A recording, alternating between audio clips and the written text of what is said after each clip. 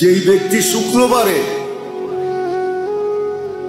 জুমার নামাজের পরে 7 বার সূরা ইখলাস, 7 বার ফালাক, 7 বার নাচ পড়বে, আগামী শুক্রবার পর্যন্ত সমস্ত বিপজ্জনক রোগ ব্যাধির থেকে নিরাপদ থাকবে।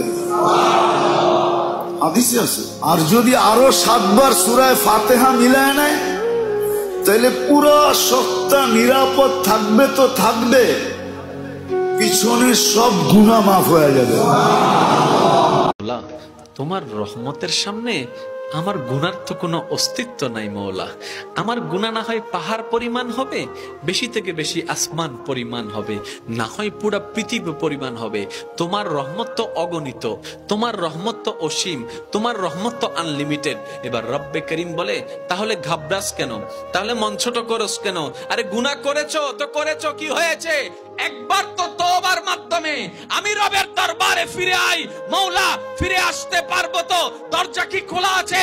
রব্বে করিম বলে, মরণের আগ পর্যন্ত, কিয়ামতের আগ পর্যন্ত, সূর্য পশ্চিম আকাশে ওঠার আগ পর্যন্ত দরজা খোলা আছে, দরজা খোলা আছে, দরজা খোলা আছে। এবার বান্দা বলে, মওলা 24টা ঘন্টার কোন টাইমে আসলে সেই দরজা খোলা পাবো?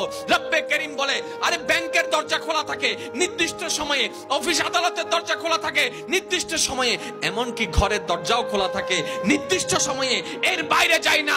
কিন্তু তোর রবের দরবার এমন একটা দরবার, 24টা ঘন্টার যেই কোনো মুহূর্তে তুই আসবি, তোর রবের দরবার তোর জন্য খোলা থাকবে। সুবহানাল্লাহ।